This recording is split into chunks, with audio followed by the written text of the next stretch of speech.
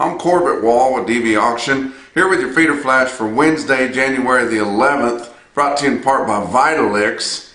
Delivering the highest value tub for your feed dollar has been the Vitalix mission for over 30 years. Get the blue tub, now available at MFA if you live in and around Missouri. And you know how important that is. If you are from Missouri, I ran cattle there for many years, and I was in an MFA once a week, continuously there. But you can now pick those Vitalix tubs up at MFA. For more information, go to Vitalix.com. Don't let the big runs fool you. We're short of cattle. I don't care if they had 17,500 head in Oklahoma City. I don't care if they had 12,000 in Joplin. And then a big special to boot there last week and a big sale before that. I don't care about all these big runs that are running way up into the night. We always do that. And the cattle are coming earlier yet still. And so we're going to run out of these cattle. Like I told you on the last report, the money will run out before the cattle do, but they're going to continue to get high. These runs are going to run short. And all the sale barn operators will tell you that they're enjoying the numbers right now because they're not going to be there going forward. And you talk about these guys that are trying to get some grass cattle put together for this early spring. That if they haven't already started buying them, they're way behind. The cattle, those kind of stocker cattle, are going to be so short of supply whenever we get closer to spring. And the prices are just going to continue to head towards the moon. But the market is staying good all the way to the end during these big runs. If you pay attention to Joplin Regional Stockyards and watched Jackie Moore's got some videos that he's been putting out this year so far. I hope he continues to do that, but gives some good information there. Keeping the market good all the way to the end is very important, especially at Joplin. I've never seen any market that tries harder than to establish the market early and then keep it there all day long. And when you got 12,000 head of cattle, that's quite a mission there, but they do a really good job of it right there. But most of our top quotes that I'm going to give you on today's feeder flash are from the Southern Plains. Now, we've been seeing cattle selling really well, just as good and better in a lot of cases than your Northern Plains, because the numbers are tighter in the Southern Plains. Northern Plains, you talk about Iowa, Nebraska, Northern Missouri, places like that. Now's when they get their biggest runs. Those guys, they have their calves. They like to get done with their farming because most of them are diversified. They like to get done with harvest, then wean their calves, then sell them after the first of the year for the most part. So the availability is bigger up there right now, but the Southern Plains is selling cattle tremendously well, even in comparison with the Northern Plains, where the cattle are fancier and of higher quality and worth more. I'm sorry, they just are. But the prices are just as good in the Southern Plains, and the feed is way higher. We don't have the big stacks of corn. We don't have a lot of row cropping down in the Southern Plains here, so we get to pay the cost plus the basis, or plus the freight, or however you want to say it. Your cost of gains in the Southern Plains are easily 150 and up. In the Northern Plains, they might be 140, but they get the weather, so it's just kind of a balance deal right there. But you look at the way the cattle are selling, these lightweight cattle, these lightweight stockers, and I'm talking about your 4 and up to 550 pound calves, they still look cheap to me. And you said, well, my gosh, they're bringing $2 and something, $2.20, $2.30, $2.40, $2.50. I don't care. They still look cheap to me in comparison to the feeders. The feeders look extremely high. You can't hedge them. You can't make them work with the cost of gains that we have right now and the best that we can hope for fat cattle market, which the packers keep their foot on all the time. They just don't look like a very good investment. I was talking with Andy Cunningham with Night Latch. They advertise with us here.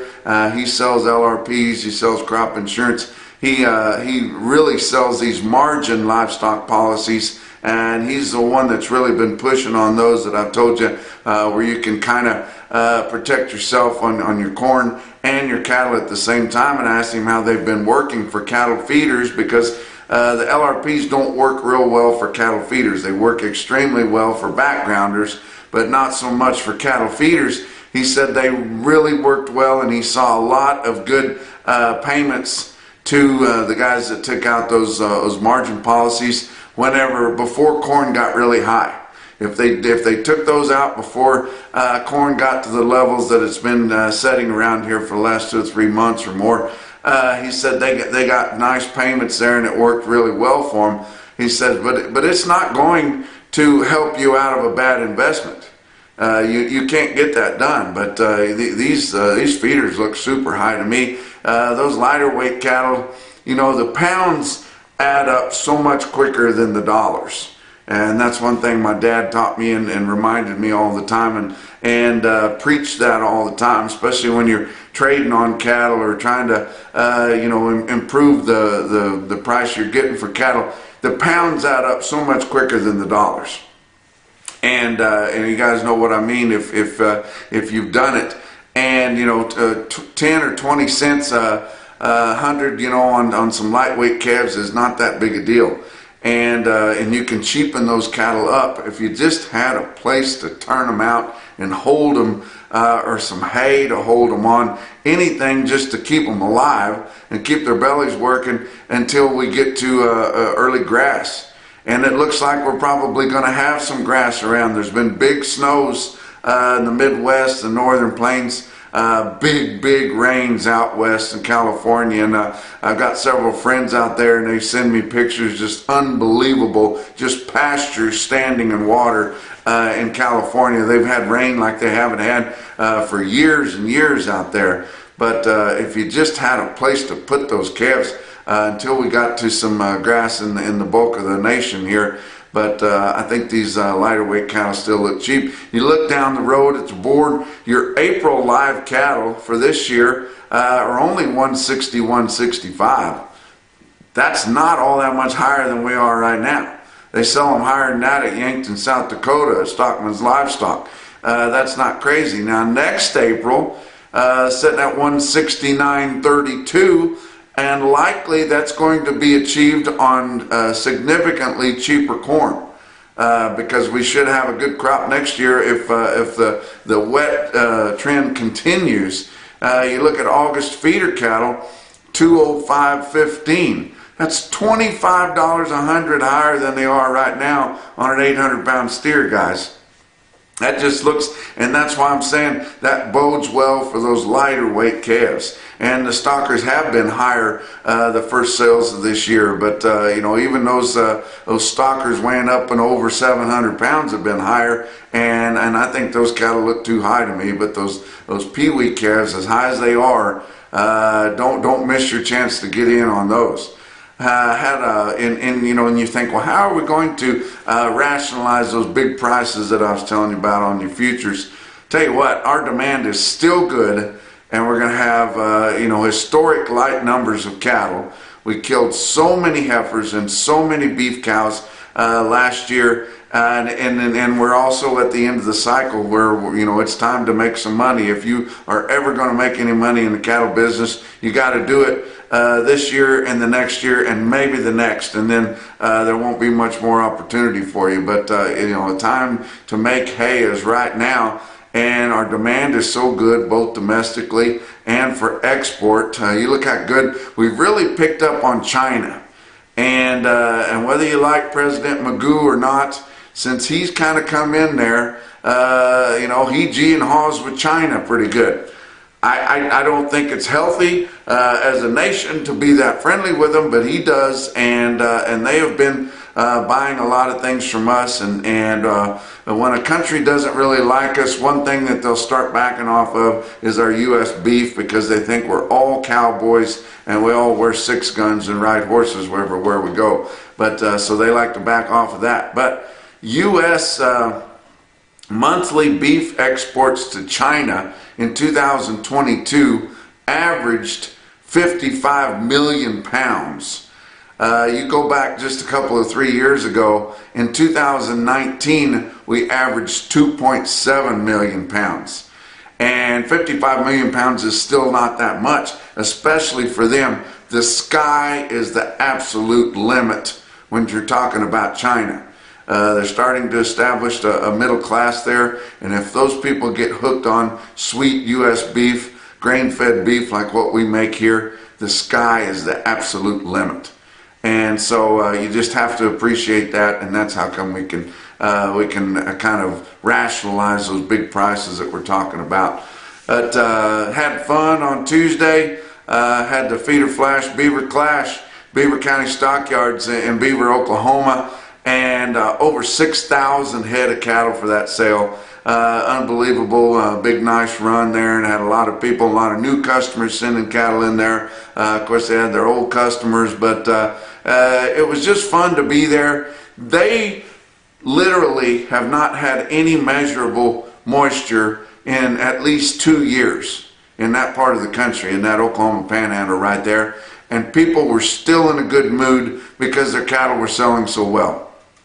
And you know, it was just a good place to be. Of course, Beaver County Stockyards, the Beaver Feed, the feed store, local feed store there, and Farapeace, that new product that I told you that helps calm cattle down during the weaning process, any kind of a stressful period there. They went together and fed everybody that came, and there was a big crowd. Of course, who says there's no free meal? Anytime you do that, you get a good crowd. But they had a good meal there and a good crowd all day long there, and they kept the market good all day long. And unbelievable what some of those cattle brought. I'm going to give you some of those outstanding prices here at the end of the report, like I always do. And they had the most impressive market that I saw anywhere. Got to get up and sell for an hour or two. I always enjoy doing that. And had fun there at Beaver County Stockyards. Caught Jeff Slatton there,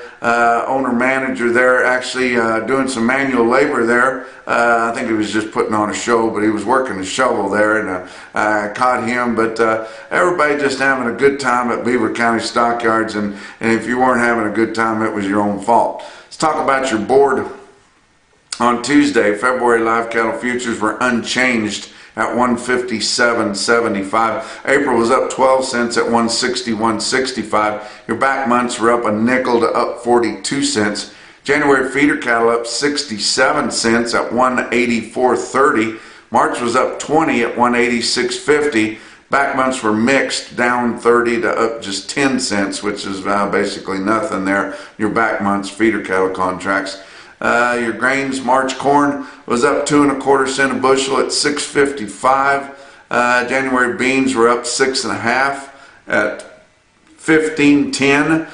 Excuse me there, but you talk about fat cattle trade has not yet kicked off. Colorado's confidential again. We may never see what anything brings in Colorado ever again due to confidentiality rules. They did sell 400 confirmed on Tuesday in Iowa at 158 alive and 250 to 252 dress. That's basically last week's market, but we haven't established anything at all this week yet, and I don't blame them for hanging on. We're expecting a big harvest this week, and they're going to be short bought again because they haven't been getting any cattle bought for that 2 to 4 week delivery. Stockman's Livestock in Yankton, South Dakota had about 3,500 head for their fat cattle auction. They got the biggest and best fat cattle auction in the nation. And I talked to Greg Reichen there, and he told me that the bulk of the fat cattle there, they bring from 159 to 163. Said the market was basically steady. A lot of cattle carrying quite a bit of tag or mud on them because the lots are muddy as some of that snow has been melting there that they've had, and the cattle are kind of a mess. Cattle carrying a lot of tag we're bringing from 157 to 159. Talk about your box beef cutout values. Choice cuts were down 161 at 284.53 on Tuesday afternoon. Selects were down $1.27 at 258.33. Told you your slaughter is expected to be big. Your harvest so far this week, just through the first 2 days, 256,000. That's 29,000 more than the same week a year ago. Talk about your feeder cattle market, your real-time index on DV auction, based on an 800-pound steer up through the middle 12 states. Cash price after Tuesday's trade, 180.27. There's 55,000 head of cattle in that index, that 7-day moving index here, guys, and it's not budging right now. The market's staying good and not very volatile, but up 6 cents there is all compared to the end of Monday's trade. Look at your big sales that happened on Tuesday. Ozarks Regional Stockyard, West Plains, Missouri, 6,250 head of cattle there for their sale through the ring. Another 530 some through their in-house video they do from help with DV auction there, that they do an outstanding job, their in-house videos, and they have those pretty much every week.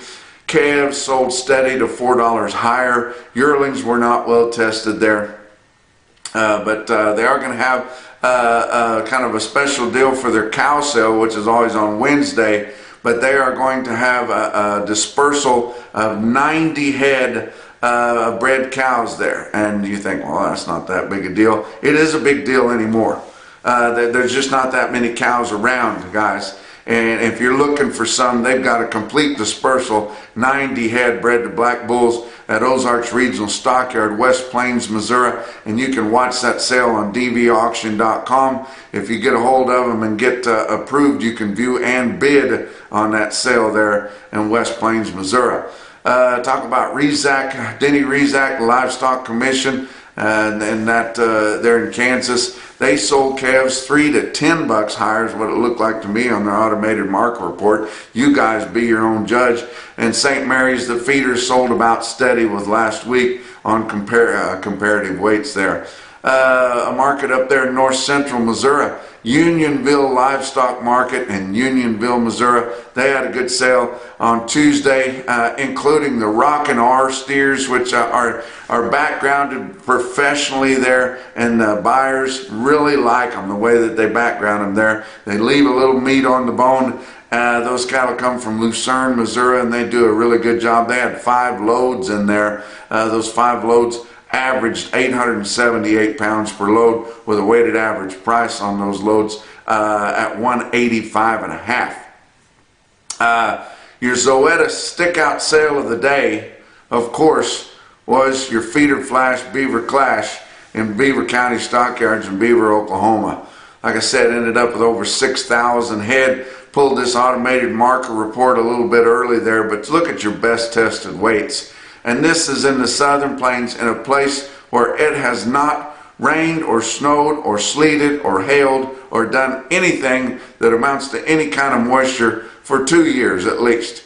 But 761 head of 5-weight steers in Beaver, Oklahoma, averaged 548 pounds with a weighted average price of $217.82. Like I said, they still look cheap in comparison to the other cattle. 616 head of 6-weight steers averaged 651, weighted average price $194.83. 678 head of 7-weight steers averaged 757 at $185.27. 948 head of 8-weight steers averaged 838 with a weighted average price on all of them, nearly 1,000 of them, of $181.07 in the Southern Plains, guys. The biggest heifer quote there was 649 head of your 6-weight heifers, averaged 642, weighted average price $173.18. I mean, they had a lot of stick-out sales in there. Beaver County Stockyards, they sold 139 steers that weighed 814 at $190.75. You did not see that in northwestern Nebraska. You did not see it in eastern Nebraska. You didn't see it in western Iowa. You did not see 8-weight steers, 139 head of them. Of course, they were knock your eyeballs out great. Weighed 814 at $190.75, and that's not even a stick-out quote for the day. They sold another 50 head of all-natural Angus steer calves. They're long time weaned, 50 head of them, 733 pounds at 191.75 in the Oklahoma Panhandle, guys. Give you some individual quotes from all around the region. About the only one from north of the border there, which I consider the barrier between the northern plains and the southern plains, is I-70. And got one quote from out of there, besides Unionville that I talked about earlier, well, I guess Glacial Lakes too. But Kimball Livestock Exchange in Kimball, South Dakota sells 158 steers, weigh 962 at 177.75. How about Lone Star Stockyards out here west of Amarillo, right on I-40 there? And Bill Martin does a good job with that sale, and it just keeps growing, and it's always going to be there, guys. 64 steer calves, weigh 545 at 220.5. There is no wheat around here, guys. It's just dirt. Just dirt. There's nothing to turn those cattle out on. How about Bluegrass Stockyards, Lexington, Kentucky there? The flagship location sells 64 steers, weigh 838 at 183.70. They won't bring that next door to a feedlot, guys, in the 5 area. How about Kingsville Livestock Auction, Kingsville, Missouri? Steve Varner, my friend there, he sells his cattle there. He had 131 steers, weighed 917 at $177. And I told you Glacial Lakes, South Dakota, or Glacial Lakes Livestock at Watertown, South Dakota. They sell 116 steers, weigh 691 at $197. But the best quote that I saw anywhere, the most impressive on Tuesday, your Mackerson, no BS, top quote for the day. Indeed, come out of Beaver County Stockyards at the Feeder Flash Beaver Clash. The McElwain steers here pictured, I'm showing you, look at them. 82 steers, weigh 656, $2.11 a pound. And that's your Feeder Flash for Wednesday.